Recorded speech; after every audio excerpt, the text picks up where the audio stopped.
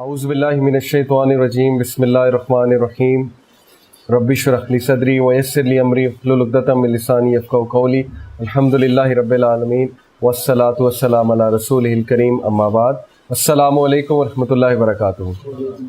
जज़ाकल्लाह खैर for coming. So today इंशाल्लाह we will be discussing about सूरह कहफ। और सूरह कहफ मैंने इसलिए चूज़ की है क्योंकि ये हमें सॉल्यूशंस बताती है कि फितने के दौर में क्या करना चाहिए, स्पेशली 21st सेंचुरी के जो चैलेंजेस हैं मुसलमानों को जो लाहक हैं, उसके हवाले से हमें किस तरह रिएक्ट करना चाहिए, किस तरह एक्ट करना चाहिए। क्योंकि इस्लाम ऐसा हो नहीं सकता कि किसी बीमारी का इलाज ना बताए, तो हर बीमारी का इलाज कुरान में मौजूद है। अब ये सवाल उठता है कि दज्जाल कौन है, दज्जाल कब आएगा, दज्जाली फितना क्या चीज़ है, क़यामत कब आएगी, क़यामत के क्या साइंस होंगे। और उस दौर में जब हर चीज़ बहुत डिसेप्टिव होगी, जब हर बुराई जो है वो अच्छाई लग रही होगी, उस दौर में हमें क्या करना है और कैसे एक्ट करना है। तो सूरह कहफ की अहमियत उस हवाले से बहुत मुनफरिद अंदाज से वाज़ेह है हदीस में। मैं आपको कुछ हदीस सुनाता हूँ। एक हदीस के मुताबिक नबी सल्लल्लाहु अलैहि वसल्लम ने फरमाया कि जो शख्स सूरह कहफ की पहली 10 आया, एक हदीस में पहली 10 आया का जिक्र है, एक हदीस में आखिरी 10 आयात का जिक्र है, जो भी इन आयात को मेमोराइज करेगा, हिफ्ज करेगा, वो दज्जाल के फितने से इंशाल्लाह महफूज रहेगा। एक और हदीस के मुताबिक सूरह कहफ के बारे में ये आता है कि नबी सल्लल्लाहु अलैहि वसल्लम ने फरमाया कि जो शख्स भी जुम्मे के जुम्मे सूरह कहफ की तिलावत करेगा तो it will come out, it will shine as a light for him on the day of judgement. वो उस अंधेरे में, वो जो महशर, मैदान महशर में अंधेरा है, उस अंधेरे में वो उसके लिए टॉर्च लाइट बन के आएगी और उसको गाइड करेगी। सूरह कहफ जो जुम्मे के जुम्मे पढ़ता है, इससे ये भी साबित हुआ कि हर जुम्मे इसलिए भी कहा गया है शायद पढ़ने को ताकि रीइंफोर्स होता रहे वो कॉन्सेप्ट्स क्या है, वही हमने पढ़ने हैं कि फितना दज्जाल से ये सूरह किस तरह बचाएगी इंसान को। और अगर इसको समझ लें तो इंसान फितनों के दौर में क्या करे वो चीज़ भी समझ लेगा। पहली डिस्कशन हम करेंगे इंशाल्लाह दज्जाल के हवाले से कि दज्जाल कौन है, दज्जाल कब आएगा, उसके एट्रीब्यूट्स क्या हैं। कुछ चीज़ें आपको बहुत वाज़ेह होनी चाहिए आपके सामने। सबसे पहले the meaning of the word दज्जाल। अगर आप दज्जाल का मीनिंग ही समझ लें तो आपको फितना दज्जाल बहुत अच्छे तरीके से समझ आ जाएगा। पहली चीज़, दज्जाल is derived from the root word दज्जला अल बईर। ये एक मुहावरा है अरबिक का, दज्जला अल बईर। इट एक्चुअली मीन्स कि ही, इसका मैं आपको मीनिंग बताता हूँ, ही कवर्ड द कैमल विद टार। दज्जला अल बईर का मतलब है ही कवर्ड द कैमल विद टार। टार समझते हैं आप लोग, लुक को कहते हैं। ओके, कैमल को लुक लगा के अगर हम कवर कर देंगे तो क्या होगा, वो कैमल नहीं लगेगा, यानी कैमोफ्लाज हो जाएगा या it's his appearance will change. तो यहाँ से आप दज्जालियत को समझें, यहाँ से आप दज्जाल को समझें। एक चीज़ होती है धोखा, एक चीज़ होती है डिसेप्शन। फ़र्क क्या है? धोखा बहुत वाज़ेह होता है, आपको पता लग जाता है अगला इंसान जो है हमें धोखा दे रहा है। डिसेप्शन क्या है कि आपको एंड तक पता नहीं लगता और आप उसके धोखे में आ चुके होते हैं, और फिर एंड में जाके आपको एहसास होता है कि इतने बड़े धोखे में मैं कितने अरसे तक रहा हूँ लेकिन मुझे बिल्कुल भी पता नहीं लगा। इसी कॉन्टेक्स्ट में अल्लाह सुब्हानहू व तआला ने दुनिया को भी क्या कहा है, वमल हयातुद दुनिया इल्ला मताउल गुरूर, कि बेशक ज़िंदगी, दुनिया की जो ज़िंदगी है, इट इज़ नथिंग बट धोखे का सामान है। इसी तरह दज्जाल जो है, just like a camel is covered with tar to hide it's identity, इसी तरह दज्जाल ने वो लबादा ओढ़ा होगा। किस चीज़ का लबादा? खुदा का, कि मैं खुदा हूँ, या मसीहा का लबादा ओढ़ा होगा। लोग को वो कहेगा कि मैं मसीहा हूँ। मसीहा वो होता है जो लीडर होता है, जो अच्छाई की तरफ बुलाता है, जो लीड करता है लोगों को, जिसकी तरफ लोग लुक अप टू करते हैं। लेकिन he is the false Messiah. असल मसीहा जो है वो ईसा अलैहिस्सलाम है और फॉल्स मसाया जो है वो दज्जाल है। तो इस वर्ड से हम बड़ा अच्छा समझ सकते हैं कि दज्जाल लोगों को डिसेप्शन में डालेगा, इतनी ज़्यादा डिसेप्शन में डालेगा कि इंसान को एहसास भी नहीं होगा कि मैं धोखे में हूँ, और यही दज्जालियत है असल में। दूसरा इसका रूट वर्ड है दजल। दजल का मतलब मैंने आपको जैसे पहले भी वाज़ेह किया था, इसका मतलब है डिसेप्शन, द ग्रेट डिसेप्शन, यानी इंसान धोखे में होगा और उसे पता भी नहीं लगेगा। तो ये है बेसिकली दज्जालियत। आप कुछ हदीस में गौर करते हैं। नबी सल्लल्लाहु अलैहि वसल्लम ने फरमाया कि आदम अलैहिस्सलाम की पैदाइश से लेकर قیامت تک کوئی فتنہ اتنا بڑا نہیں یا کوئی کریشن اتنی بڑی نہیں. ایک حدیث میں کریشن کا ذکر ہے کہ کوئی کریشن اتنی بڑی نہیں جتنی دجال کی کریشن ہے, اور کریشن سے مراد فتنہ ہی ہے. اب what is the meaning of the word فتنہ؟ کوئی کسی کو پتا ہے فتنہ کا کیا مطلب ہے؟ اللہ نے کہا تمہاری مال اور اولاد اور بیویوں میں تمہارے دشمن بھی ہیں, اور ایک اور آیت میں کہا کہ فتنہ بھی ہے تمہاری مال اور اولاد, آزمائش. ایگزیکٹلی فتنہ کوئی نیگیٹو ورڈ نہیں ہے, فتنہ کا مطلب ہے آزمائش. اگر نبی صلی اللہ علیہ وسلم نے حدیث میں یہ کہا کہ the world is sweet and green, اور بنی اسرائیل کو تباہ کرنے والی جو مخلوق تھی وہ عورت کی ذات تھی کیونکہ ان کے لیے فتنہ بن گئی تھی, اس کا یہ مطلب نہیں ہے کہ عورتوں کو ڈیگریڈ کیا جا رہا ہے, بلکہ فتنہ کا مطلب ہے آزمائش. عورتیں ان کے لیے آزمائش بن گئی تھی. اسی طرح دجال ایک بہت بڑی آزمائش ہے, اتنی بڑی آزمائش ہے کہ حدیث کہہ رہی ہے کہ آدم علیہ السلام کی برث سے لے کر قیامت تک کوئی فتنہ اتنا بڑا نہیں جتنا کہ فتنہ دجال ہے. آپ کو پتہ ہے صحابہ کو رسول اللہ صلی اللہ علیہ وسلم دجال کے بارے میں کیسے وارن کرتے تھے؟ صحابہ خود بیان کرتے ہیں. صحابہ کہتے ہیں کہ جب نبی صلی اللہ علیہ وسلم دجال کے بارے میں بات کرتے تھے, his eyes would turn wide, ان کی آنکھیں وائڈ ہو جاتی تھی جیسے کہ دشمن آ رہا ہے پیچھے سے, اور his face would become red, اور his voice would become loud, ان کا فیس ریڈ ہو جاتا تھا جوش سے, اور ان کی جو وائس ہے وہ لاؤڈ ہو جاتی تھی, اور صحابہ اتنا ڈر جاتے تھے انہیں لگتا تھا کہ ابھی پیچھے سے اٹھ کر دجال آ جائے گا. یعنی دس از دا امپیکٹ آف دا فتنہ آف دجال. اور وہ اس طرح ڈرایا کرتے تھے صحابہ کو جیسے وہ دنیا کا سب سے بڑا فتنہ ہے, اور واقعی سب سے بڑا فتنہ ہے. تو اس کو بہت سیریس لینا چاہیے, اور اس فتنے میں میجورٹی لوگ انوالوڈ ہوں گے. یہ فتنہ کیا ہے؟ Welcome to it. اور حدیث میں آپ کو بتاتا ہوں, نبی صلی اللہ علیہ وسلم نے فرمایا کہ دجال کے قریب ایک بہت بڑا مومن آئے گا یہ سمجھتے ہوئے کہ میرے پاس بڑا ایمان ہے, میری بڑی استقامت ہے, اور وہ دجال کو چیلنج کرے گا کہ امپریس می. بٹ حدیث میں آتا ہے کہ he will be inspired by the arguments presented by دجال. جب دجال اپنے آرگومنٹس پریزنٹ کرنا شروع کرے گا تو بڑے سے بڑا مومن ہل جائے گا. اسی لیے اسی کو میں ایک اور حدیث کے ساتھ جوڑوں گا. نبی صلی اللہ علیہ وسلم نے کہا کہ when you face دجال flee, دوڑ لگا دینا, اس کو فیس مت کرنا, اس کے سامنے مت آنا, بلکہ اس کو دیکھتے ہی دوڑ لگا دینا, فلی کر جانا. اس کی وجہ یہ ہے کہ اس کے پاس بہت گلیمر, بہت کیرزما, بہت اسٹرانگ آرگومنٹس ہوں گے. اس کے پاس پتہ نہیں کیا سائنس ہوگی, کیا ٹیکنالوجی ہوگی, کیا میریکلز ہوں گے. کچھ حدیث میں واضح ہیں بہت, آپ دیکھ لیں. مثال کے طور پہ ایک حدیث میں آتا ہے, صحیح مسلم کی حدیث ہے کہ نبی صلی اللہ علیہ وسلم نے فرمایا کہ دجال will have something with him like paradise and something like hellfire, but his paradise will be hellfire, so I warn you against him. اس کی جو جنت ہے وہ اصل میں دوزخ ہے. جنت اور دوزخ سے کیا مراد ہے؟ دیکھیں, جنت میں جنات النعیم, اللہ نے جنت کو ایک نعمت بھی کہا ہے, اللہ نے جنت کو ایک ریسٹ کی جگہ بھی کہا ہے, اللہ نے جنت کو ایک ایسی جگہ کہا ہے جہاں کوئی رسپانسبلٹی نہیں ہوگی, ٹھیک ہے, انسان پہ, بلکہ انسان جو ہے وہاں پہ ایک بہت خوبصورت زندگی گزارے گا. اب دجال کی جنت بھی کچھ اسی طرح کی ہے کہ اس میں بہت آسائشیں ہیں, اس میں کمفرٹ زون بہت زیادہ ہے, اس میں ڈیزائرز کو جلدی پورا کرنے کی آسائشیں جو ہے وہ میسر ہے, انسٹنٹ گریٹیفیکیشن بہت ہے. جیسے ویسٹرن سویلائزیشن کو, یہ میرا پرسنل ایک ویو ہے کہ ویسٹرن سویلائزیشن کو میں دجال کی جنت سمجھتا ہوں. اس کی وجہ یہ ہے کہ Islam calls for sacrifice, Islam calls for disciplining desires, but western civilisation calls for instant gratification of desire. اسی لیے ہماری جو یوتھ ہے وہ ان سے بڑی انسپائرڈ ہے, کیونکہ وہ ڈیزائرز کی بہت بات کرتے ہیں. ہر ڈیزائر انہوں نے پوری کرنے کے لیے وہ چیز ریڈی رکھی ہوئی ہے. ہر چیز اوپن ہے, شراب خانے اوپن ہے, کیسینو اوپن ہے, اسٹرپ کلبز اوپن ہے, ایوری تھنگ از اوپن. تو انسان کو وہ چیز بہت اٹریکٹ کرتی ہے. اور ویسٹ سیکریفائس کی بات نہیں کرتا, ویسٹ جو ہے وہ نیبرز کا خیال رکھنے کی اتنی بات نہیں کرتا. اسلام میں تو بہت سی ذمہ داریاں ہیں, اسلام تو انسان پہ بہت سی ذمہ داریاں ڈالتا ہے, تو اس لیے ہم لوگ ان چیزوں سے بھاگتے ہیں. تو میں اس کی جنت کو سمجھتا ہوں. اب آپ دیکھ لیں, بندہ نیو یارک چلا جائے, وہاں پہ دنگ رہ جاتا ہے لائٹس کو دیکھ کے, بلڈنگز کو دیکھ کے. دبئی چلا جائے, کسی 7 اسٹار ہوٹل میں چلا جائے تو گم ہو جاتا ہے.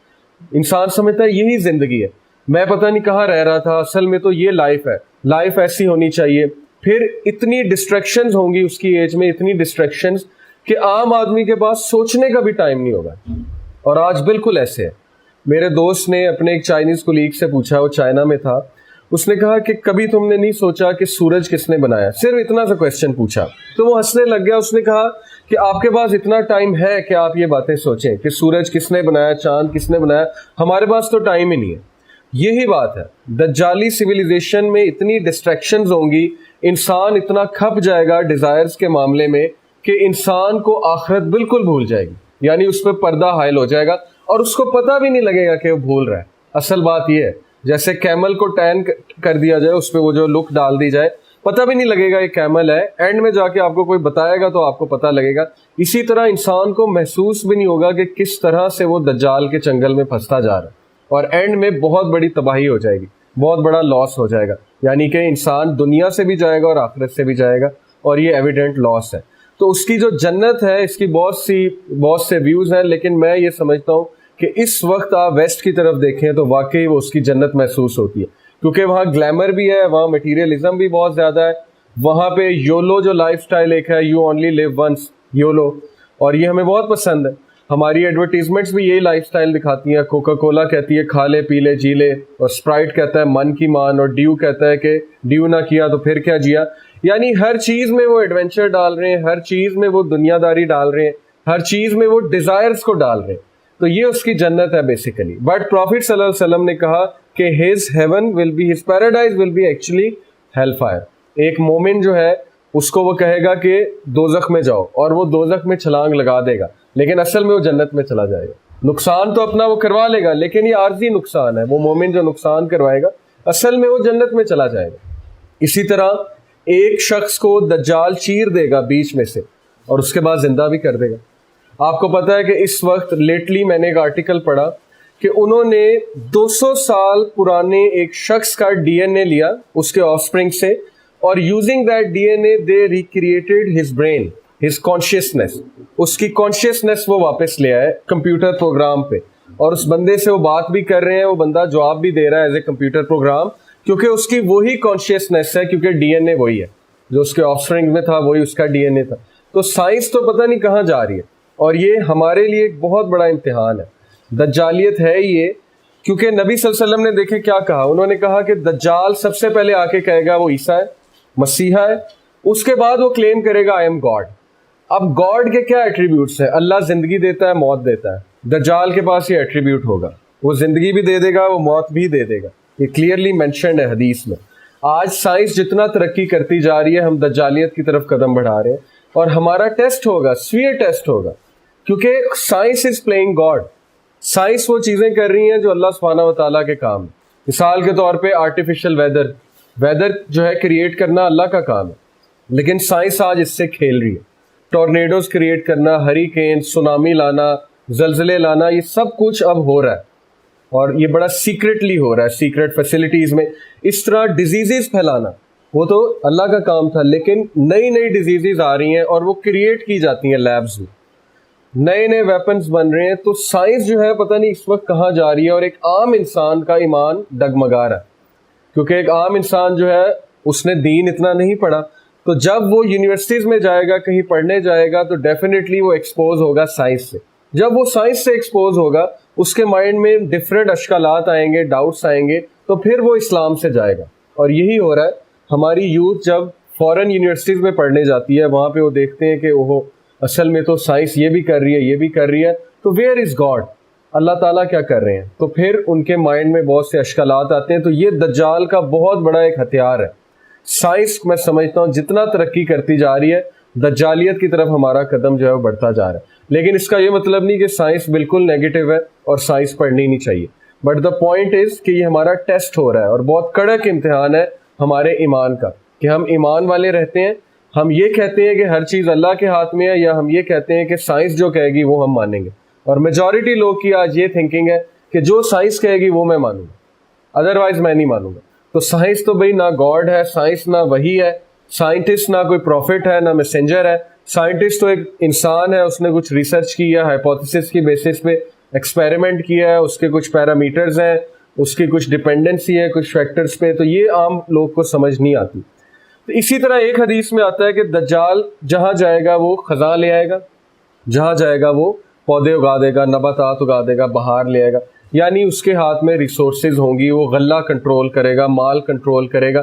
آج اگر ہم دیکھیں تو جیوش لابی جو ہے, زائنسٹ جو ہے, وہ آلریڈی فوڈ ریسورسز پہ تو قبضہ کر چکے ہیں. جتنے بھی ہمارے ٹن پیک فوڈز ہیں وہ سارے ان کے انڈر ہیں, اور جتنے بھی ان آرگینک فوڈز ہیں وہ بھی ان کے انڈر ہیں. اسی طرح جتنی بھی ملک انڈسٹری ہے آپ دیکھ لیں, آئل انڈسٹری ہے, فوڈ کراپس جو ہیں وہ سارے آہستہ آہستہ وہ اپنے انڈر لیتے جا رہے ہیں. یعنی وہ اپنے اوپر ڈپینڈنٹ کر رہے ہیں باقی دنیا کو ریسورسز پہ قبضہ کر کے. تو دجال کے ہاتھ میں تو بہت ریسورسز ہوں گی, لوگ اس پہ ڈپینڈنٹ اتنا ہو جائیں گے کہ ان کے پاس کوئی چوائس نہیں ہوگی سوائے اس کے کہ اس پہ ایکٹ کریں اور اس کو اوبے کریں. لیکن بہت مخصوص لوگ ہوں گے, چوزن ونز ہوں گے جو اس بہت بڑے فتنے سے بچ جائیں گے.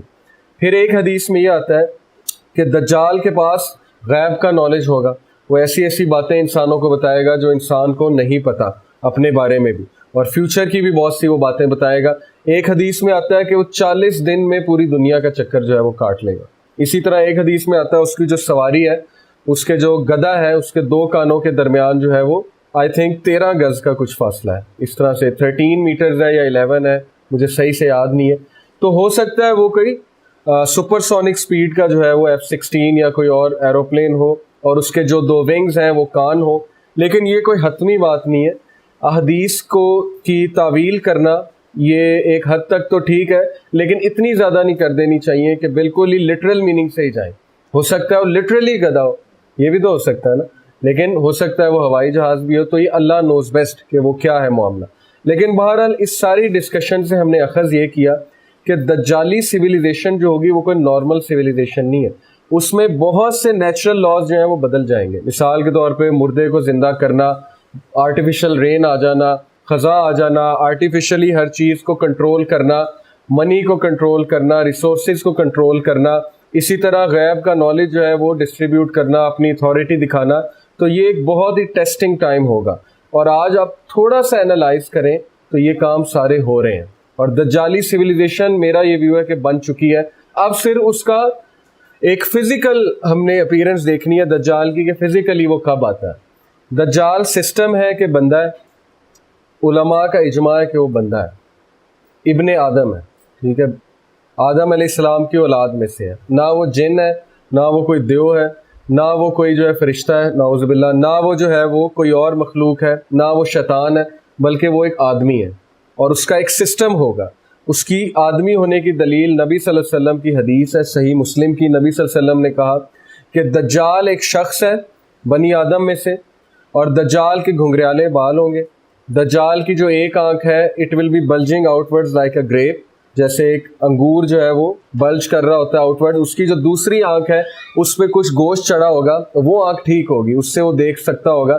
لیکن یہ والی آنکھ فالٹی ہوگی, یہ والی آنکھ جو ہے بند ہوگی, تو وہ کانا ہوگا. نبی صلی اللہ علیہ وسلم نے کہا کہ میں تمہیں دجال کے بارے میں وہ بات بتاتا ہوں جو کسی نبی نے اپنی امت کو نہیں بتائی, اور وہ یہ ہے کہ دجال کانا ہے اور تمہارا رب کانا نہیں ہے. تو اس حدیث کو ڈاکٹر اسحاق رحمہ اللہ نے ایک طرح سے سمجھا ہے, جو کہ ضروری نہیں, کوئی حتمی بات نہیں ہے, لیکن ہو سکتا ہے ایسا ہو. وہ میں آپ سے ویسے ہی فار نالج سے ایک شیئر کر لیتا ہوں. انہوں نے کہا کہ اللہ نے انسان کو 2 آنکھیں دی ہیں, ایک روحانی اور ایک مادی آنکھ. ایک سے مٹیریلزم دیکھے گا, ایک سے اسپرچویلٹی دیکھے گا. جب بھی کوئی ایک آنکھ بند ہو جائے گی تو ایکسٹریم ہو جائے گی. جب مٹیریل آئی بند ہے, صرف اسپرچول آئی اوپن ہے, تو وہ رہبانیت ہے, اور رہبانیت اسلام میں منع ہے. اور جب مٹیریل آئی کھلی ہے, اسپرچول آئی بند ہے, تو پھر وہ ایکسٹریمزم ہے, اور وہ پھر انسان کو دنیا دار بنا دیتا ہے. اور اس کے بارے میں قرآن نے بہت اسٹرکٹ وارننگ دی ہے, الہاکم التکاثر حتی زرتم المقابر, کہ مال جمع کرنے میں انہوں نے اپنے آپ کو اتنا ضائع کر دیا حتیٰ کہ یہ کمپٹیشن میں لگ لگ کے قبر تک پہنچ گئے, اور پھر ان کے پلے کچھ بھی نہیں. تو وہ پھر اس کو بہت کنڈیم کیا گیا ہے, ایکسٹریم آف مٹیریلزم کو. تو ویسٹرن سویلائزیشن جو ہے وہ قائم ہی مٹیریلزم پہ ہوئی. روحانیت ان کا پلر ہے ہی نہیں. کوئی بھی چیز روحانیت کے مطابق ڈیسائیڈ وہاں نہیں ہوتی.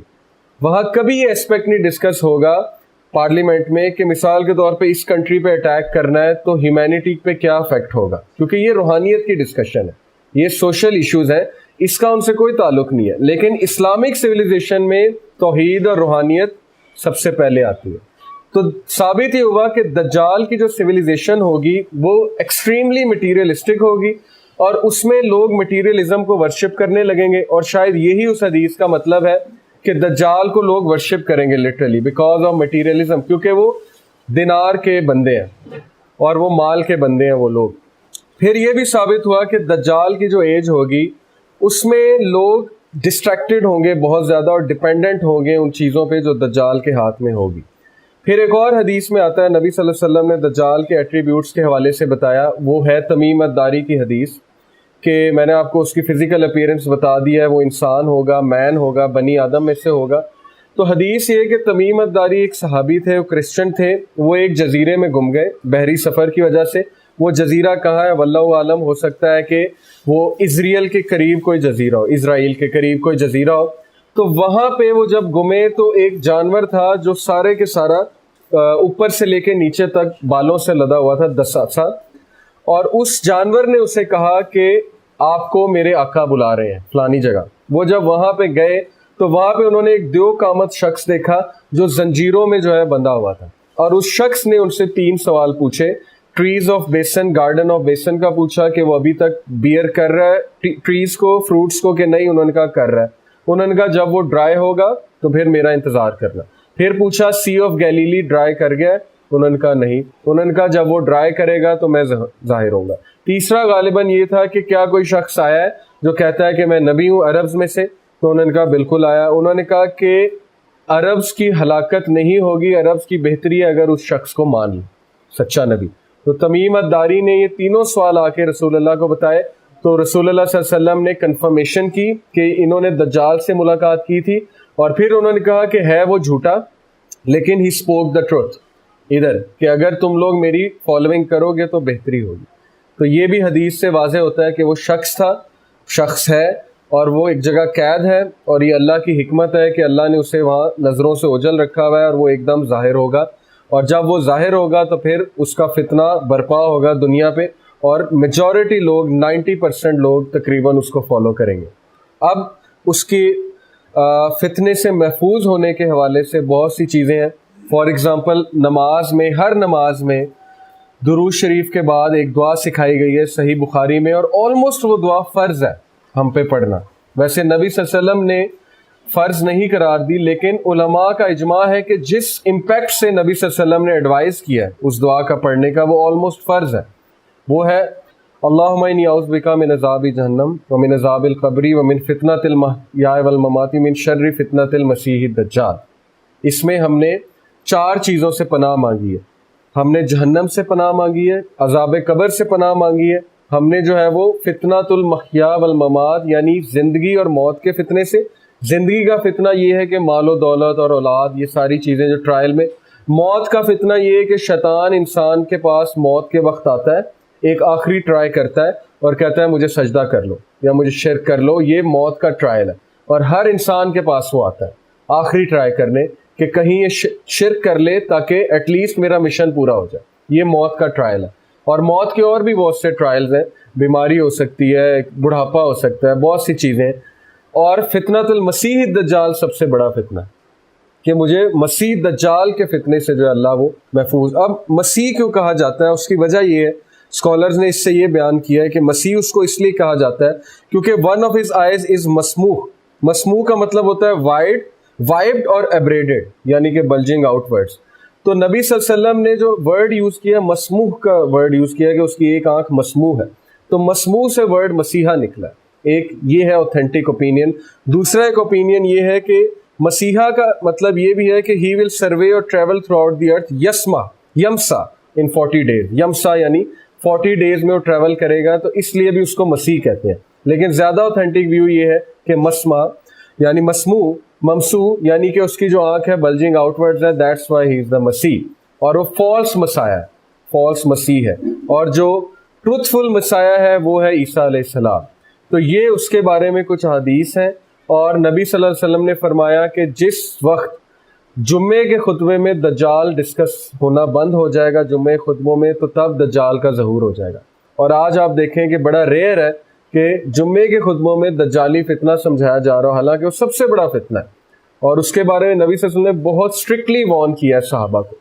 ایک شخص تھا، اس کے بارے میں یہ ڈاؤٹ تھا کہ یہ دجال ہے، تو اس شخص کو حضرت عمر رضی اللہ عنہ قتل کرنے پہنچ گئے۔ انہوں نے کہا کہ میں اس کو قتل کروں گا، تو نبی صلی اللہ علیہ وسلم نے روک دیا کہ اگر تو یہ دجال ہے تم اس کو فیس نہیں کر سکتے، نہیں مار سکتے، اور اگر یہ دجال نہیں ہے تو پھر ایسے ہی ایک بے قصور آدمی کا تم قتل کر دو گے، تمہارے ہاتھوں مارا جائے گا۔ اس سے یہ ثابت ہوا کہ ایون حضرت عمر جیسا مومن اسٹرانگ انسان بھی دجال کو فیس نہیں کر سکتا تھا۔ تو دجال ایک بہت بڑا فتنہ ہے۔ اب اس سے کس طرح سے بچنا ہے، سورہ کہف کو ہم اس کانٹیکسٹ سے انشاءاللہ جو ہے دیکھیں گے کہ سورہ کہف ہمیں کیا بتاتی ہے۔ سورہ کہف میں 4 سٹوریز ہیں، ہر سٹوری میں ایک منفرد لیسن ہے۔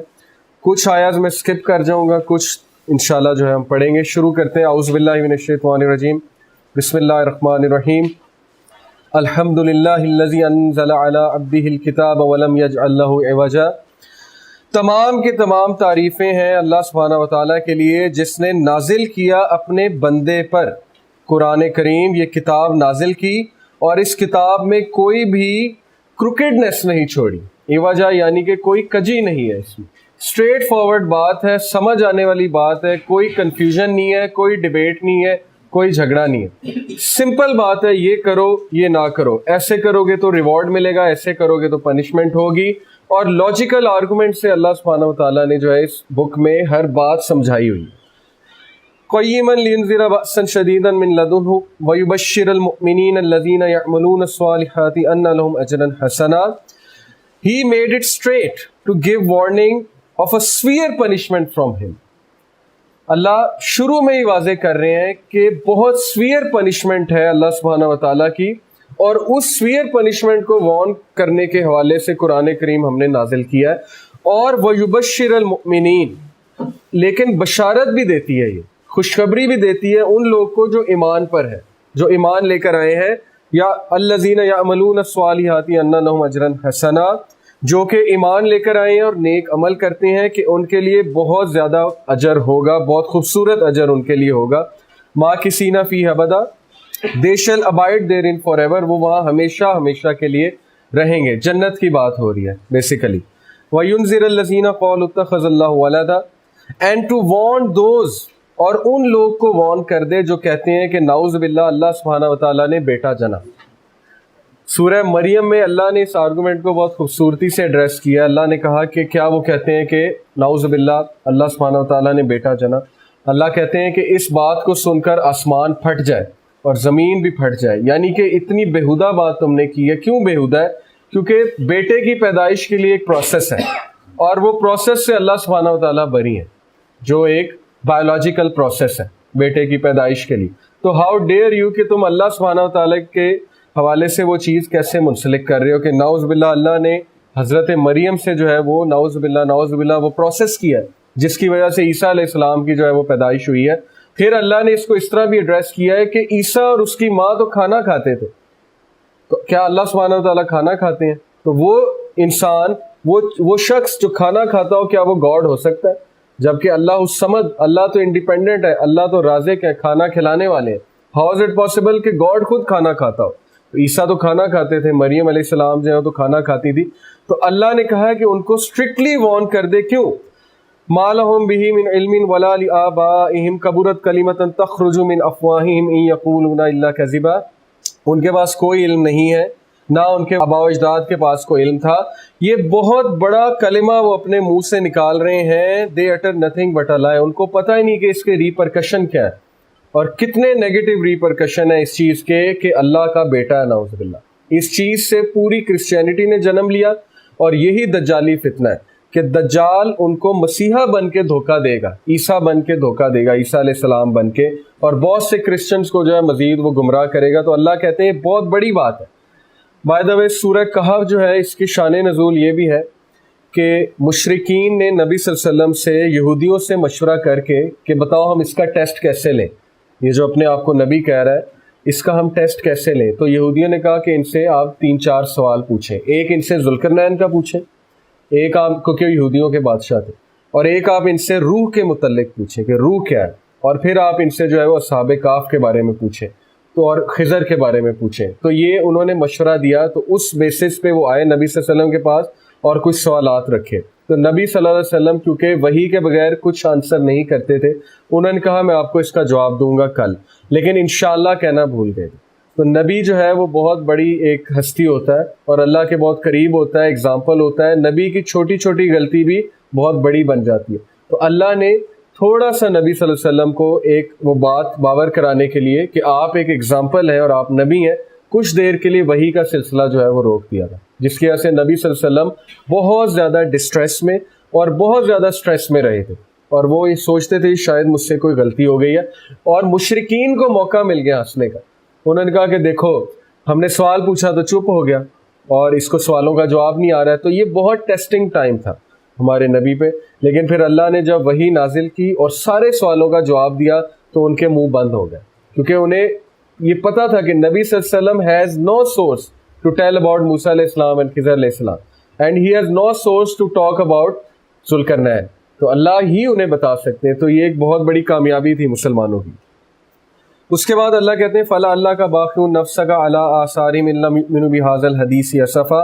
پرہیپس شاید نبی صلی اللہ علیہ وسلم آپ اپنے آپ کو ہلاک کر لیں گے اس غم میں کہ یہ لوگ ہدایت لے کر کیوں نہیں آتے اور اس قرآن پہ عمل کیوں نہیں کرتے. انا جعلنا ما علی الارض زینۃ لہا لنبلوہم ایہم احسن عملا. نبی صلی اللہ علیہ وسلم بہت غم کیا کرتے تھے کہ ان لوگ کو کیوں سمجھ نہیں آ رہی. اتنی واضح باتیں ہیں، اتنی کھلی باتیں ہیں. آج آپ کو بھی کبھی کبھی غم ہوتا ہوگا کسی کو دیکھ کر کہ یار اتنا کلیئر ہے، اسلام از سو کلیئر. ان کو نہیں سمجھ آتی کہ یہ اموڈسٹ حرکت ہے، یہ غلط حرکت ہے، یہ چوری غلط ہے، کرپشن غلط ہے. واٹس دا ریزن، یہ کیوں ایسے کر رہے ہیں.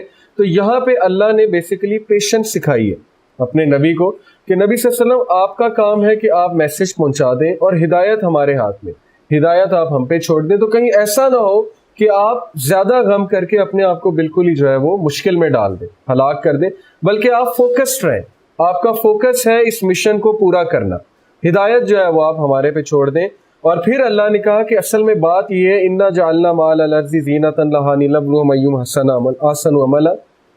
دنیا میں جو کچھ بھی آپ کو گلٹر نظر آ رہا ہے، زینت جو نظر آ رہی ہے، جو کلرز نظر آ رہے ہیں، یہ اصل میں ہم نے اس لیے دنیا میں رکھا ہے تاکہ ہم ان کا امتحان لیں کہ ان میں سے کون اچھے عمل کرنے والا. یہ ہے زندگی کا مقصد. اللہ نے دنیا میں بہت کچھ رکھا ہے، ریسورسز رکھی ہیں، اللہ نے دنیا میں رنگینیاں رکھی ہیں. عورت کو پیدا کیا ہے، وہ ایک الگ فتنہ ہے انسان کے لیے.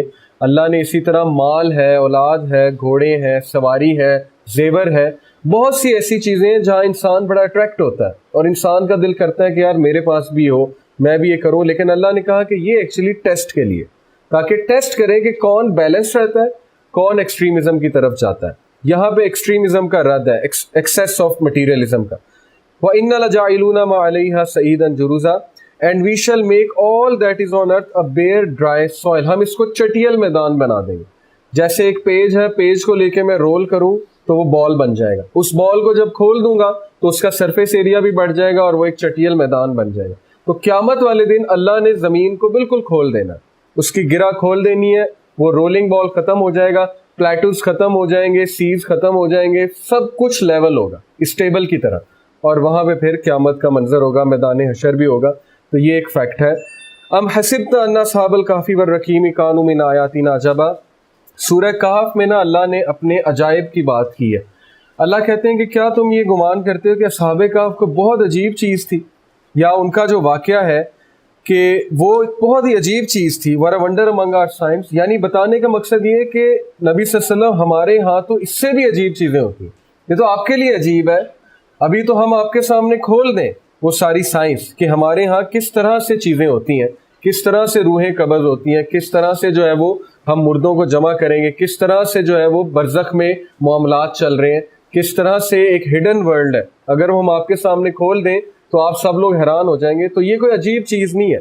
ہمارے ہاں تو یہ چیزیں بہت نارمل ہیں. یہ آپ لوگ کے لیے عجائب ہے، آپ لوگ کے لیے عجیب چیز ہے.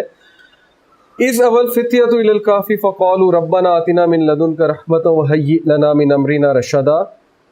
Remember when the young men، فتیہ کا مطلب ہے نوجوان.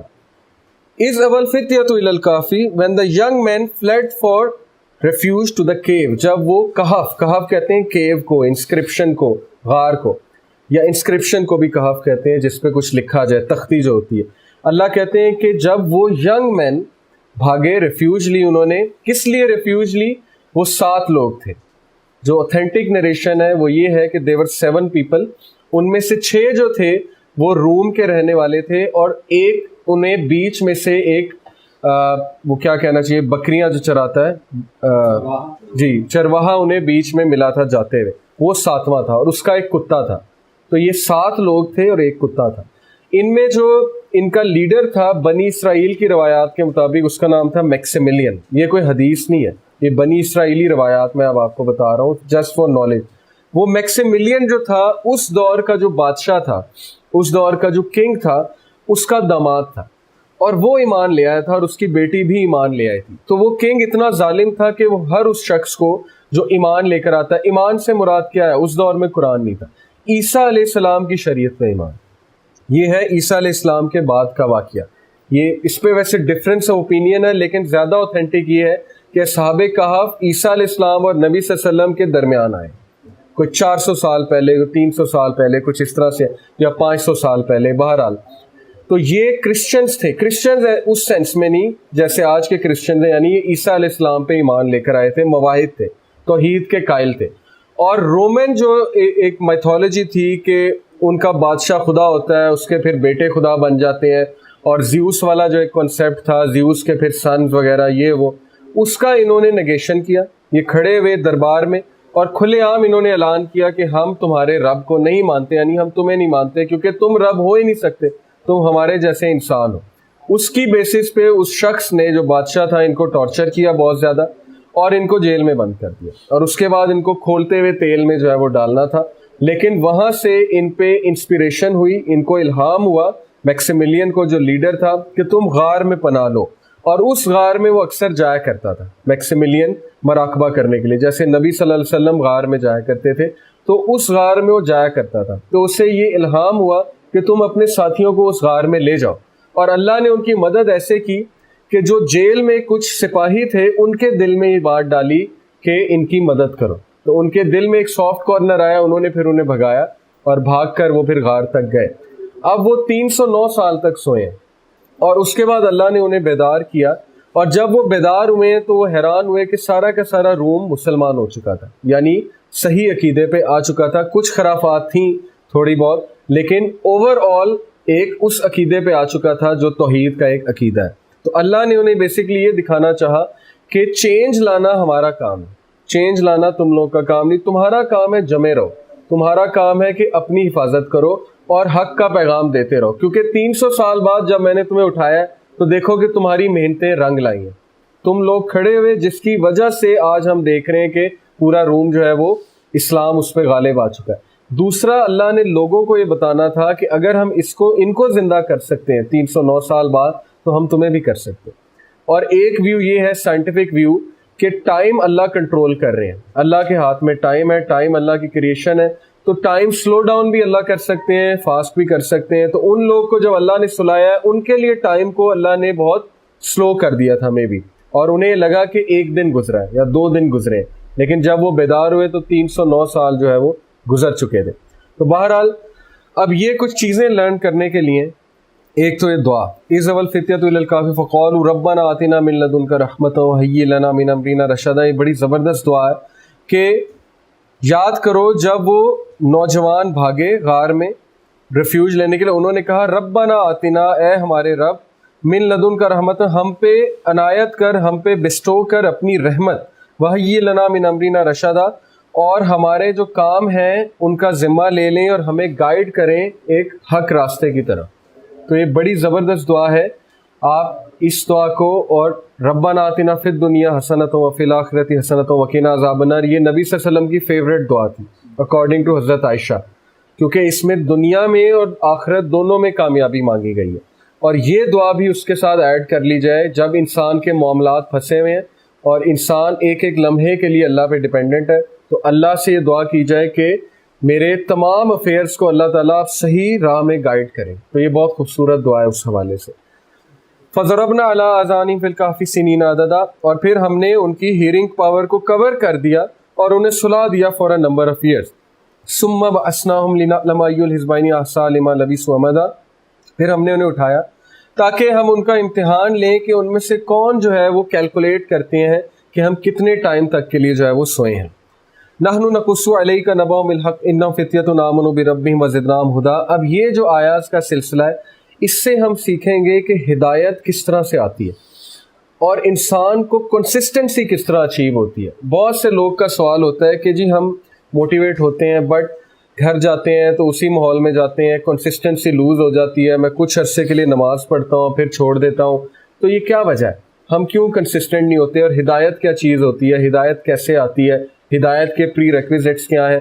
تو ان آیات کا ہم انشاءاللہ انالیسس کرتے ہیں. نحن نقص علیک نبأہم بالحق, اے نبی ہم آپ کو ان کی سٹوری حق کے ساتھ سناتے ہیں.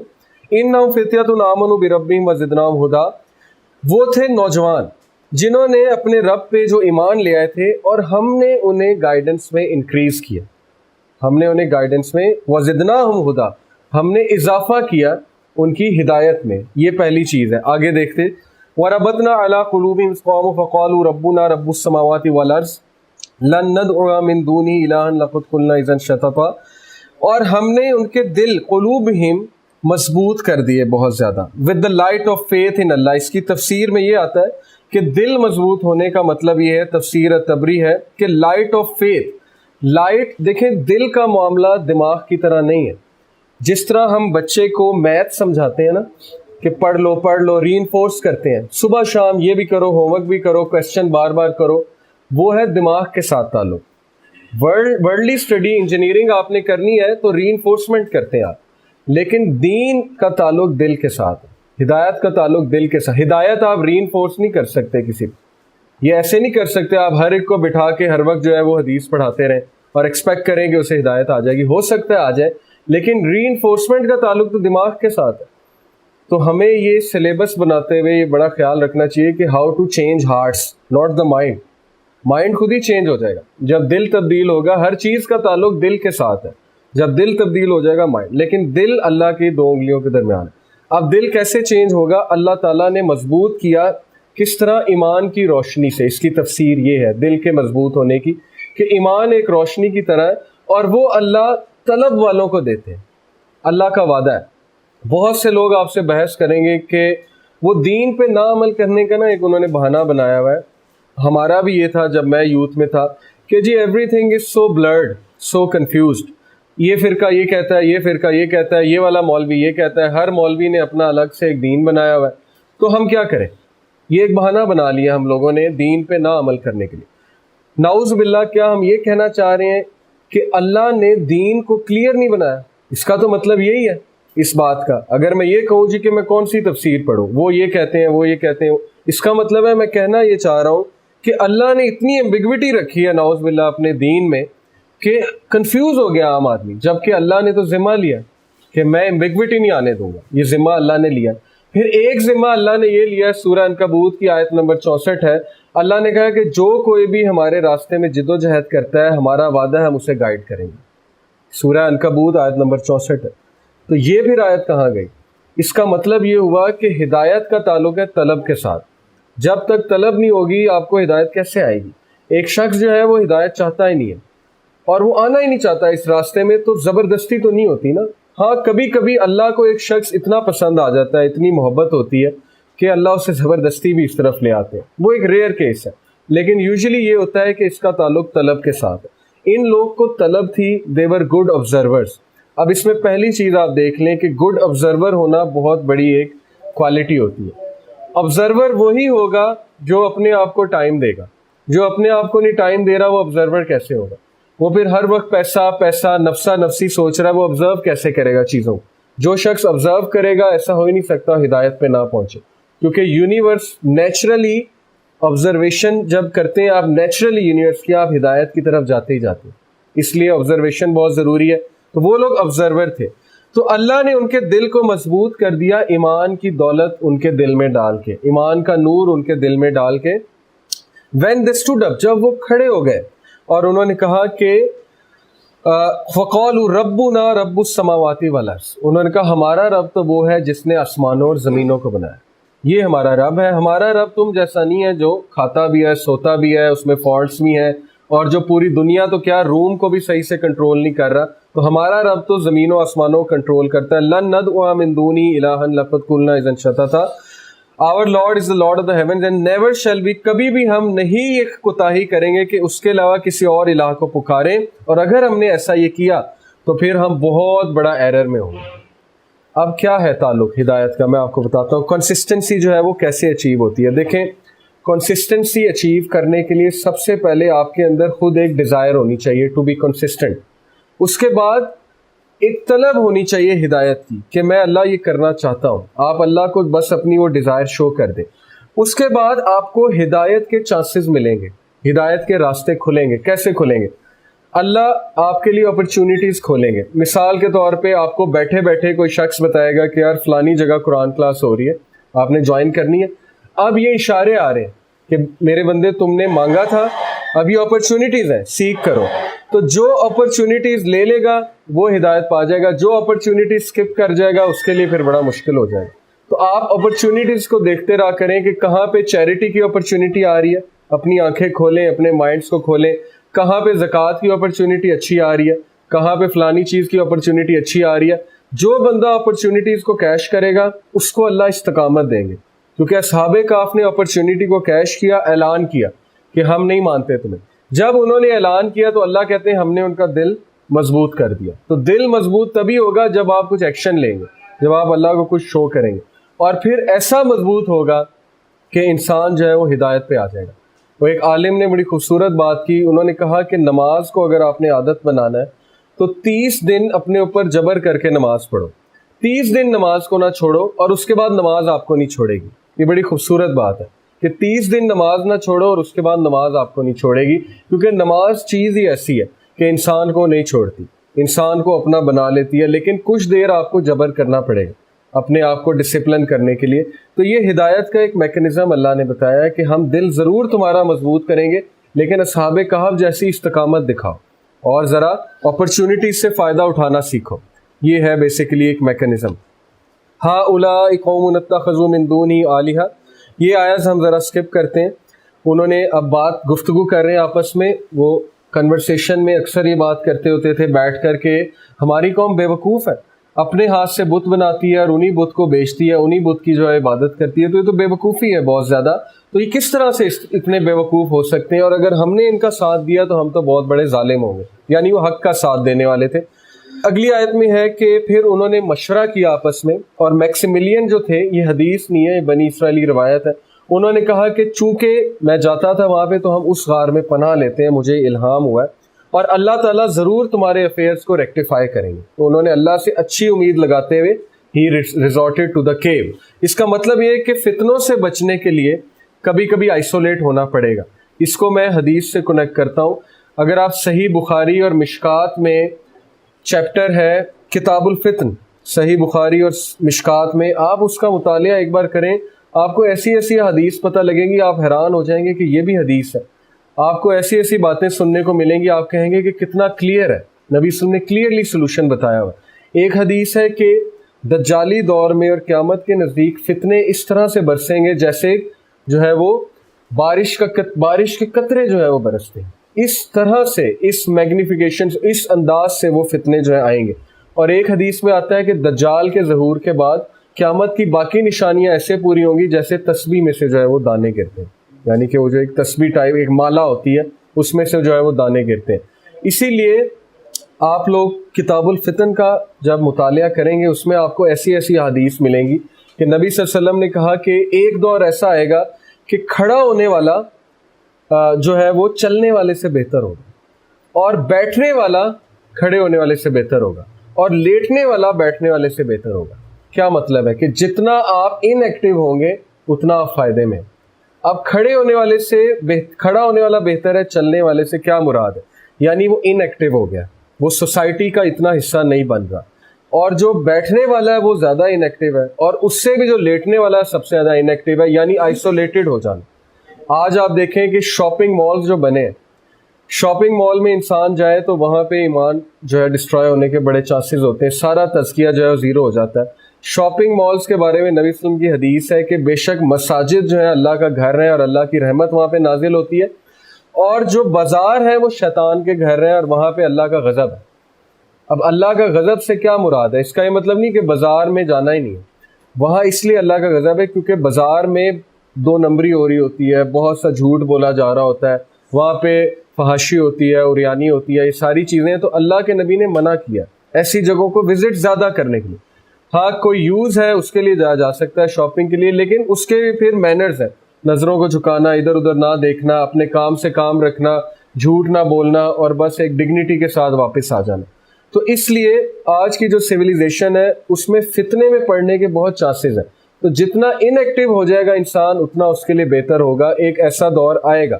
پھر ایک حدیث کے مطابق ہے کہ نبی صلی اللہ علیہ وسلم سے ایک صحابی نے پوچھا، حضرت حذیفہ، وہ بڑے سوال پوچھتے تھے نبی صلی اللہ علیہ وسلم سے. تو انہوں نے پوچھا کہ اللہ کے نبی ایسے دور میں ہم کیا کریں جب فتنے بارش کے قطروں کی طرح گریں گے؟ تو نبی صلی اللہ علیہ وسلم نے کہا کہ حذیفہ تم جنگلوں میں پہاڑوں پہ چلے جانا اور وہاں پہ اپنی بھیڑ بکریاں لے جانا. انہوں نے کہا جب بھیڑ بکریاں ختم ہو جائیں گی پھر انہوں نے کہا پھر تم درخت کی ٹہنی چباتے رہنا حتیٰ کہ تمہیں موت آ جائے، یعنی واپس نہ پلٹنا، اس جگہ پہ رہنا. Go to the mountains. یہ ہے سلوشن کہ آئسولیٹ ہو جانا. ماؤنٹینس کی طرف جانے سے کیا مراد ہے؟ نیچر کی طرف واپس جانا. آپ دیکھیں گے ایک دور ایسا آئے گا کہ انسان جو ہے وہ آرگینک سٹف اور نیچر کی طرف واپس جائے گی، کیونکہ سائنٹیفک ایڈوانسمنٹ جتنی ہوتی جا رہی ہے دل اتنا مردہ ہوتا جا رہا ہے اور بے چینی اتنی بڑھتی جا رہی ہے. تو انسان ضرور واپس جائے گا. اس پہ تو اب ہالی ووڈ موویز بنانے لگ گیا. ایک مووی ہے اوبلیوین، اس کی تھیم ہی ہے، تھیم یہ ہے کہ انسانیت نے خود ہی اپنے آپ کو تباہ کر دیا. اب دوبارہ سے کچھ لوگ نے نیچر کی طرف پلٹنا شروع کیا اور ماؤنٹینز میں جا کے رہنا شروع ہے. ماؤنٹینز دکھائے ہیں انہوں نے، اور ماؤنٹینز میں وہ نہروں کے پاس رہ رہے ہیں، ندی کے پاس رہ رہے ہیں اور نیچرل غذا کھا رہے ہیں اور وہ گرو ہو رہے ہیں اور گروم ہو رہے ہیں. تو یہ سلوشن تو حدیث میں بہت واضح انداز سے، یعنی میں اس کو اس طرح دیکھتا ہوں کہ جتنا انسان سائنٹیفک چیزوں سے اپنے آپ کو آئسولیٹ کرے اتنا بہتر ہے. یہ اس کا مطلب نہیں کہ بالکل ہی آئسولیٹ کر لیں. مثال کے طور پہ ٹی وی جو ہے، میں تو اس چیز کا قائل ہوں کہ ٹی وی ہونا ہی نہیں چاہیے، کیونکہ وہ دجال کا ایک بہت بڑا ویپن ہے. انسان کو انفارمیشن کا اور بھی بہت سے ذریعے ہو سکتے ہیں. اگر ہاں کسی نے اچھے کاموں کے لیے ٹی وی رکھا ہے، پیس ٹی وی، وہ ایک الگ بات ہے، یا خبر نامہ دیکھنے کے لیے، لیکن اٹ شوڈ بی اوائڈڈ، کیونکہ یہ بہت بڑا اس کا ایک ویپن ہے انفارمیشن جو ہے. اسی طرح مووی تھیٹر جو بنے ہوئے ہیں آج کل، وہاں پہ بندہ جائے دنگ رہ جاتا ہے. اب تو 7D پتہ نہیں کیا کیا آ گیا اور کس کس انداز سے انسان کو فیسینیٹ کیا جا رہا ہے. تو یہ فتنے ہیں سارے، یہ ٹیسٹ اور ٹرائل اور ٹریبولیشن میں ڈالنے کے ہتھیار ہیں. تو جتنا بندہ ان ایکٹیو ہوگا اس دور میں اس کے لیے اتنا بہتر ہے. جتنا بندہ کم ملے گا لوگوں سے اتنا اس کے لیے بہتر ہے، کیونکہ میجورٹی لوگ مادہ پرست ہیں. آپ نیگیٹو لوگوں میں رہیں گے ایسا ہو ہی نہیں سکتا آپ پازیٹیو ہوں. اگر آپ مٹیریلسٹک لوگوں میں رہیں گے، وٹ ڈو یو ایکسپیکٹ؟ آپ مٹیریلسٹک نہیں بنیں گے، آپ بالکل بنیں گے، آپ ان کی نیگیٹیوٹی ابزارو کریں گے. تو یہ بہت کٹھن ٹائم ہے. آئی ایکسیپٹ کہ انسان کو کبھی کبھی سمجھ نہیں آتی میں کروں کیا، میں ادھر جاؤں تو ادھر پھنس رہا ہوں، ادھر جاؤں تو ادھر پھنس رہا ہوں. تو یہی تو دجالیت ہے. اسی لیے اس سے بچنا کیسے، یہی ہم سلوشن جو ہے اس کی طرف آ رہے ہیں. تو یہ جو لوگ تھے یہ کیو کی طرف گئے اور پھر اللہ تعالیٰ نے انہیں جو ہے وہ اٹھایا. اور اگلی آیت میں وَتَرَى الشَّمْسَ إِذَا طَلَعَتْ تَزَاوَرُ كَهْفِهِمْ ذَاتَ الْيَمِينِ وَإِذَا غَرَبَتْ تَقْرِضُهُمْ ذَاتَ الشِّمَالِ وَهُمْ فِي فَجْوَةٍ مِّنْهُ and you might have seen the sun. تم نے شمس کو، سورج کو دیکھا ہوگا جب وہ اٹھتا ہے، جب وہ رائز کرتا ہے، declining to the right from their cave when it set, turning away from them to the left while they lay in the midst of the cave. This is one of the ayah of Allah. یہ اللہ کا ایک sign ہے. کیا مطلب ہے؟ کہ اللہ تعالیٰ انہیں دھوپ لگوا رہے تھے، کیونکہ زندہ بھی تو رکھنا تھا نا. اب وہ کچھ ایسے رخ اللہ نے انہیں کروٹ دلوائی کہ ان کو دھوپ بھی آتی رہتی تھی، وائٹامن ڈی بھی اللہ پہنچاتے رہتے تھے. اور اسی طرح اللہ سبحانہ وتعالیٰ کہتے ہیں کہ مَن يَهْدِ اللَّهُ فَهُوَ الْمُهْتَدِ وَمَن يُضْلِلْ فَلَن تَجِدَ لَهُ وَلِيًّا مُرْشِدًا. پہلے کیا بتایا کہ ہم انہیں کروٹ دلواتے تھے اور ہم جو ہے ان کا رخ ایسا کیا تھا کہ سورج کی شعائیں، سورج ہدایت ہے، سورج لائٹ ہے، لائٹ دیتا ہے. تو آگے ہی اللہ نے کہا کہ اللہ جس کو ہدایت دیتا ہے وہی ہدایت پہ آتا ہے، اور اللہ کے علاوہ کسی کا کوئی ولی اور مددگار نہیں ہے. تو سورج جو ہے اس کو آپ سمجھے ہدایت ہے. اور وہ سورج اصحاب کہف تک آ رہا تھا، حالانکہ وہ ہوش میں نہیں تھے، لیکن ان کا یہ ریوارڈ تھا. ریوارڈ یہ تھا کہ انہوں نے، ان کا ایک پورا بیک گراؤنڈ تھا. تو اللہ اسی شخص کو ہدایت دیتا ہے جو ہدایت کی طلب میں ہوتا ہے، اور ایسے ایسے انداز سے دیتا ہے کہ انسان سوچ بھی نہیں سکتا. تو یہ اس آیت سے ہم اخذ کر سکتے ہیں. اسی لیے اللہ نے کہا کہ اللہ کے علاوہ کوئی ہدایت نہیں دے سکتا اور کوئی ولی اللہ کے علاوہ نہیں ہے. وَتَحْسَبُهُمْ أَيْقَاظًا وَهُمْ رُقُودٌ. ہم انہیں، تم سمجھو گے کہ وہ اویک ہیں while they were asleep. اس کی تفسیر میں یہ آتا ہے کہ اصل میں ان کی آنکھیں جو ہیں وہ کھلی ہوئی تھیں. جو بھی ان کے قریب آنے کی کوشش کرتا تھا، ان پہ ایک نظر ڈالتا تھا، اس پہ ایک ہیبت طاری ہو جاتی تھی. وَنُكَلِّمُ ذَاتَ الْيَمِينِ وَذَاتَ الشِّمَالِ وَقَلْبٌ بَاسِطٌ ذِرَاعَيْهِ بِالْوَسِيدِ لو اطلعت علیہم لولیت منہم فرارا ولملئت منہم رعبا، کہ ان پہ روب طاری ہو جاتا تھا، جو بھی ان کو دیکھتے تھے وہ گھبرا جاتے تھے. یعنی وہ اتنا خوفناک سین ہوتا تھا کہ ان کا کتا جو ہے وہ اس طرح سے پنجے کر کے باہر پہرا دے رہا ہوتا تھا، اور پتہ نہیں کتنی خوفناک شکل اس کی ہوگی. اور وہ لوگ میں ایک ہیبت طاری کی ہوئی تھی اللہ نے، جو بھی ان کو دیکھتا تھا وہ دوڑ لگا دیتا تھا، اس پہ ایک روب طاری ہو جاتا تھا. اس کا یہ ایک آیات متشابہات میں سے ہے، اس کی کوئی خاص تفسیر نہیں آئی کہ ایکچولی سین کیا تھا. تو اللہ تعالیٰ کہتے ہیں کہ ہم انہیں کروٹ بھی دلوا دیا کرتے تھے، اور ان کا جو کتا ہے وہ وہاں پہ پہرا دے رہا تھا. وَكَذَلِكَ بَعَثْنَاهُمْ لِيَتَسَاءَلُوا بَيْنَهُمْ. اب ہم تھوڑا آگے چلتے ہیں کہ جب انہیں اٹھایا گیا تو انہوں نے آپس میں کویسچننگ شروع کی. کسی نے کہا کہ جی ہم ایک دن سوئے ہیں، کسی نے کہا 2 دن سو گئے ہوں گے، کسی نے کہا چلو چیک کرتے ہیں. پھر انہوں نے کہا کہ یہ لو سلور کوائن ان میں سے ایک نے، اور جا کر کچھ کھانے پینے کے لیے لاؤ، لیکن دھیان رکھنا کوئی تمہیں دیکھ نہ لے. یعنی ان کو بالکل نہیں پتا کہ وہ 309 سال جو ہے وہ سوئے ہیں، جبکہ اللہ نے انہیں اٹھایا. انہم یظہروا علیکم یرجموکم او یعیدوکم فی ملتہم ولن تفلحوا اذا ابدا for if they come to know. پھر انہوں نے کہا کہ اگر تم کسی کو پتہ لگ گیا تمہیں سٹون کریں گے، تمہیں پتھر ماریں گے. اور پھر سٹوری آگے جاتی ہے، اور اللہ نے اس طرح لوگوں کو وَكَذَلِكَ عَثَرْنَا عَلَيْهِمْ لِيَعْلَمُوا، اللہ نے لوگوں کو وہ بات واضح کر دی. کیسے واضح کر دی؟ اصحاب کہف سیلیبریٹی بن چکے تھے، لوگ کو پتا تھا یہ کون ہے، ان کی انسکرپشن باہر لگی ہوئی تھی. جب لوگ کو پتہ لگا یہ وہی لوگ ہیں، غار سے اٹھ گئے ہیں، تو وہ ایک سیلیبریٹی بن گئے، اور لوگ نے ان کو لٹرلی پوجنا شروع کر دیا، ان کے پیر پکڑنا شروع کر دیے، ان سے جو ہے وہ برکت لینا شروع کر دی. یہ ہیومن کی ایک سائیکی ہے. ہیومن بینگ جو ہے بیسیکلی جب بھی کوئی ایسا ویسا میریکل دیکھیں کسی انسان کو پرفارم کرتے تو وہ پاؤں چھوتے ہیں یا اس کے قریب ہونے کی کوشش کرتے ہیں، برکت لیتے ہیں. تو یہی معاملہ وہاں ہوا کہ وہ ایک ولی بن گئے، ولی کی صورت اختیار کر گئے. اور اللہ کہتے ہیں کہ تاکہ لوگ جان لیں ان وعد اللہ حق، کہ بے شک اللہ کا وعدہ. کون سا وعدہ؟ قیامت آئے گی، یہ والا وعدہ اللہ کا حق ہے. وَأَنَّ السَّاعَةَ لَا رَيْبَ فِيهَا إِذْ يَتَنَازَعُونَ بَيْنَهُمْ أَمْرَهُمْ فَقَالُوا ابْنُوا عَلَيْهِمْ بُنْيَانًا رَبُّهُمْ أَعْلَمُ بِهِمْ. اور یہ کہ قیامت آنے میں کوئی شک نہیں ہے. اب وہ لوگ جو جنہوں نے غلبہ پایا، اب اس سے میں بڑا انٹرسٹنگ آپ کو ایک بات بتاتا ہوں کہ لوگوں نے کہا کہ اب ان کا کیا کریں. ڈسپیوٹ ہوا کہ یہ لوگ جو ہیں ان کے حوالے سے کیا کیا جائے. پھر اللہ نے انہیں دوبارہ سے موت دے دی. اس کی جو صحیح تفسیر ہے وہ یہ ہے کہ دوبارہ سلایا نہیں، انہیں موت دے دی. اب ان کا پرپس ختم ہو چکا تھا، تو جب ان کو موت دے دی تو پھر انہوں نے بحث کی کہ کیا کریں. کسی نے کہا مزار بنا لو، کسی نے کہا نہیں ایسے ہی چھوڑ دو، یہ اللہ کے سائنز ہیں، ان کو بس بند رہنے دو. تو وہ لوگ جنہوں نے غلبہ پایا، جن کا ویو غالب ہوا، قال الذین غلبوا علی امرہم لنتخذن علیہم مسجدا، ان پہ مسجد تعمیر کرو. اب کچھ لوگ یہاں سے دلیل لیتے ہیں مزار کی تعمیر کی، لیکن قرآن کو سمجھنا کیسے ہے؟ میں نے آپ کو رول بتایا تھا جیسے نبی صلی اللہ علیہ وسلم اور صحابہ نے سمجھا، ورنہ تو گمراہی کے 100% چانسز ہیں. ورنہ تو آپ کو کل کو کوئی یہ تفسیر بھی کہے گا دیکھو قرآن میں لکھا ہے کہ حق والے غلبہ پاتے ہیں کہ نہیں پاتے ہیں. آپ کہیں گے ہاں قرآن میں لکھا ہے کہ جو حق پہ ہے وہ غالب ہوگا. وہ آپ کو کہیں گے پھر تو امریکہ غالب ہے، اس کا مطلب وہ حق پہ ہے، تو بس ٹھیک ہے پھر امریکہ کو فالو کرو. تو یہ تو ایک اسٹرا مین ہے، یہ تو لاجیکل فیلیسی ہے، یہ تو آپ اپنی خواہش کے مطابق تفسیر کر رہے ہیں. تو اس لیے اس کا یہ مطلب نہیں ہے کہ مسجد تعمیر کرنی چاہیے قبر پہ، موت کی جگہ پہ مسجد تعمیر کرنی چاہیے. نہیں، مزار کی حقیقت یہ ہے جو صحیح حدیث سے ثابت ہے کہ نبی صلی اللہ علیہ وسلم during death he was about to die, he was about to leave this world and transfer to the next world, برزخ. اس فیز میں انسان وہی بات کرتا ہے جو سب سے امپیکٹفل ہے، جو وہ کہنا چاہتا ہے. کچھ آخری نصیحت میں سے ان میں سے ایک نصیحت تھی، نبی صلی اللہ علیہ وسلم نے کہا کہ یہود و نصارہ پہ اللہ کی لعنت ہو، انہوں نے اپنے انبیاء کی قبروں کو میلہ گاہ بنا دیا. میلہ گاہ تبھی بنے گا جب وہاں پہ ایک مزار قائم ہوا ہے. تو یہ بات نبی صلی اللہ علیہ وسلم ڈیورنگ دا فیز جب وہ دوسری دنیا میں ٹرانسفر ہونے والے تب کر رہے ہیں. حضرت عائشہ کہتی ہیں کہ ان کو اتنا تیز بخار تھا اور وہ اتنی پین میں تھے کہ کبھی وہ گیلا کپڑا منہ کے اوپر رکھتے تھے، کبھی سائڈ پہ کرتے تھے. تو وہ سائڈ پہ کر کے کہتے ہیں کہ یہود و نصارہ پہ اللہ کی لعنت ہو، انہوں نے اپنے انبیاء کی قبروں کو میلہ گاہ بنا دیا. پھر نبی صلی اللہ علیہ وسلم نے حضرت علی کو ایک مشن پہ بھیجا یمن میں، اور کہا کہ علی جو قبر تمہیں جو ہے وہ میرے خیال ہے 1.5 فیٹ سے اوپر نظر آئے، اس اتنی لینتھ سے اوپر نظر آئے، اس کو فلیٹ کر دو. جو مزار تمہیں نظر آئے اس کو آپ فلیٹ کر دو. یہ صحیح حدیث ہے، صحیح مسلم کی حدیث ہے. تو اس سے یہ دلیل واضح نہیں ہوتی کہ مزار قائم کرنا چاہیے. اصل میں وہ لوگ یہ کہتے ہیں کہ دیکھو دا ورڈ غلبو کا ورڈ ہے کہ غالب ہونے والے یعنی حق والے. غالب کا مطلب حق والے نہیں ہے, باطل بھی غالب آ سکتا ہے.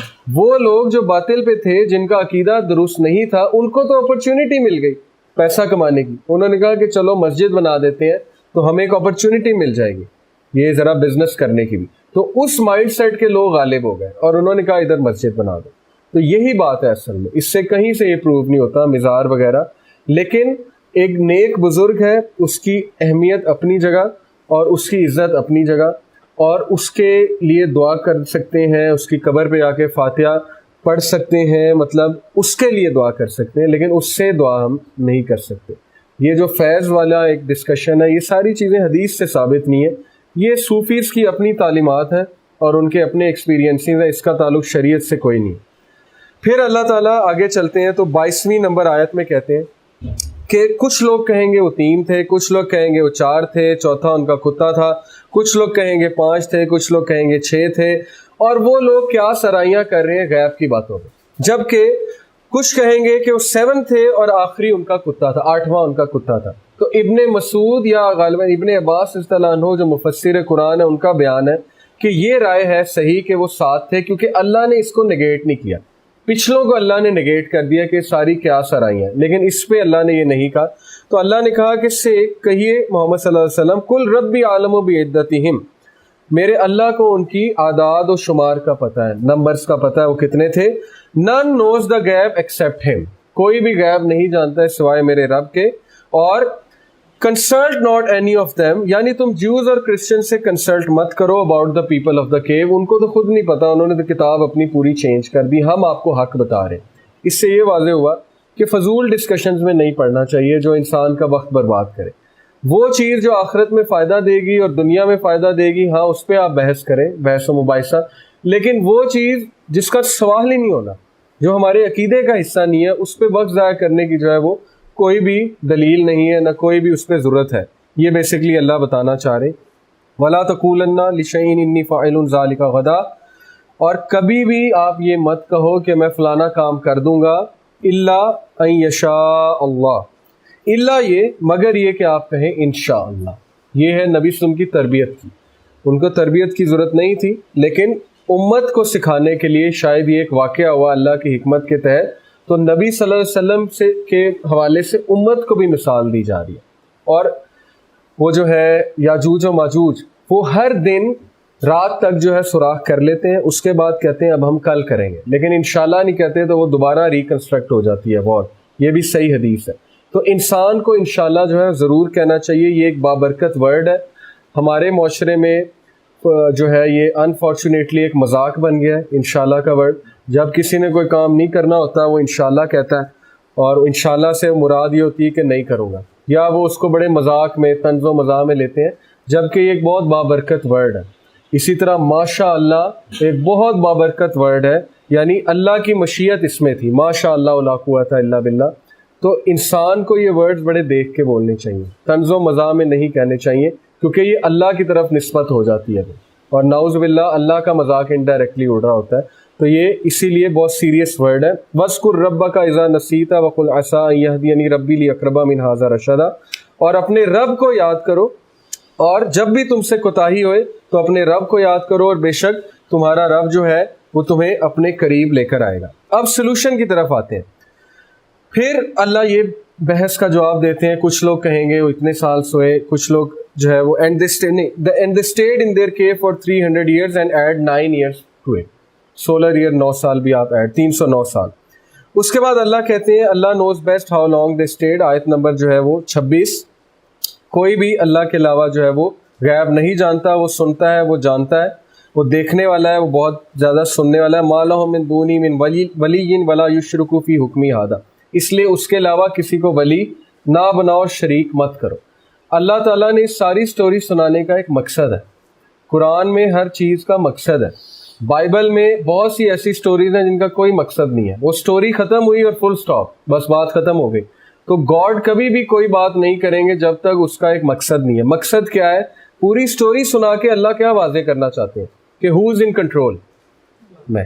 اس لیے شرک مت کرو، کیونکہ میری یہ کوالٹیز ہیں تو تم امپریس ہو کہ تمہارا رب جو ہے وہ کون ہے، اس لیے میرے قریب آؤ اور میرے ساتھ شرک نہ کرو، یہ پرپز ہے۔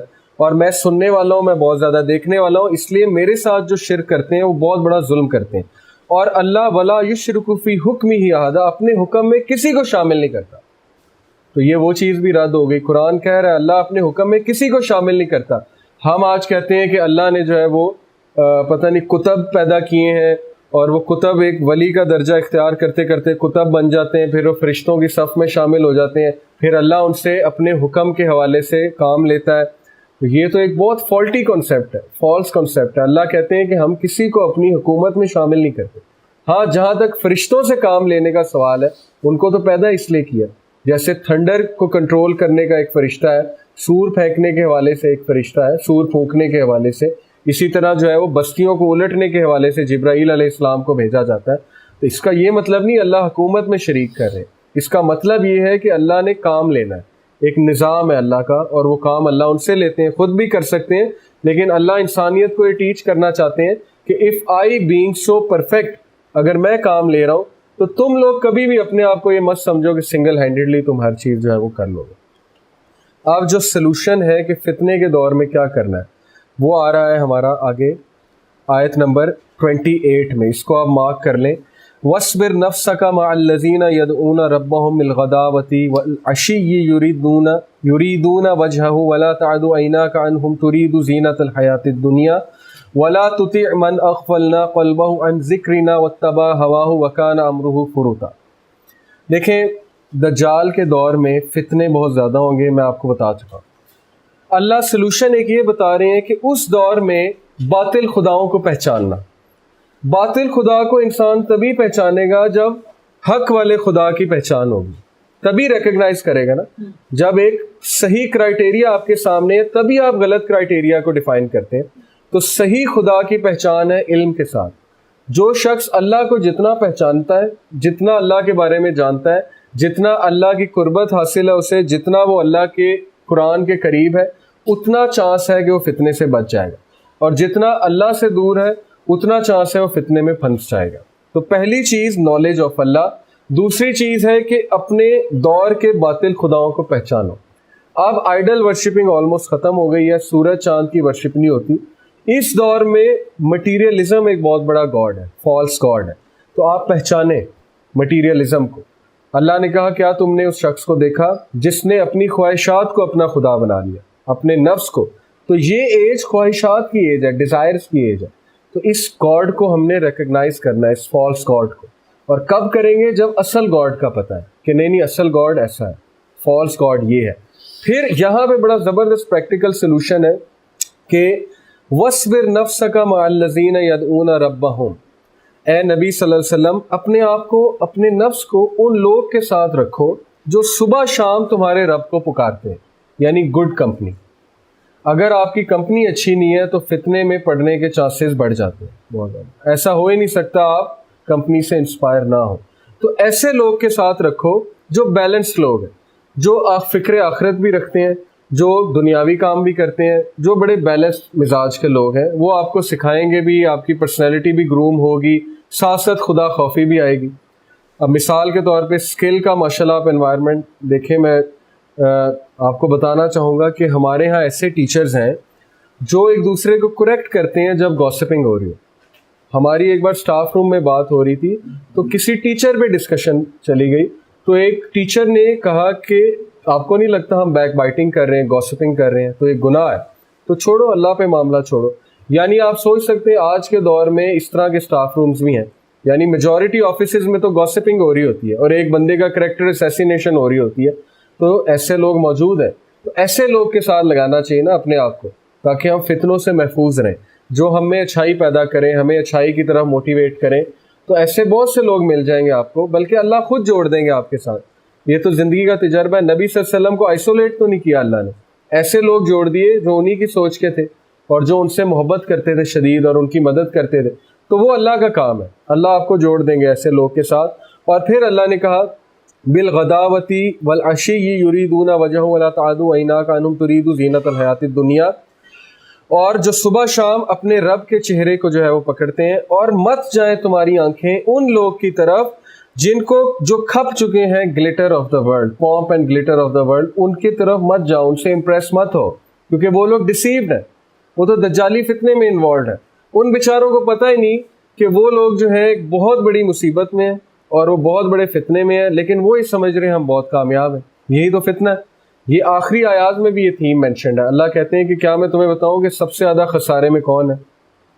وہ ہے جو یہ سمجھتا ہے کہ میں تو بڑا اچھا کام کر رہا ہوں, ساری عمر وہ دولت جمع کرتا ہے, اولاد کو پڑھاتا ہے, کہتا ہے میں سیلف میڈ ہوں, میں نے یہ کیا, میں نے وہ کیا, لیکن اصل میں وہ لاس میں ہے.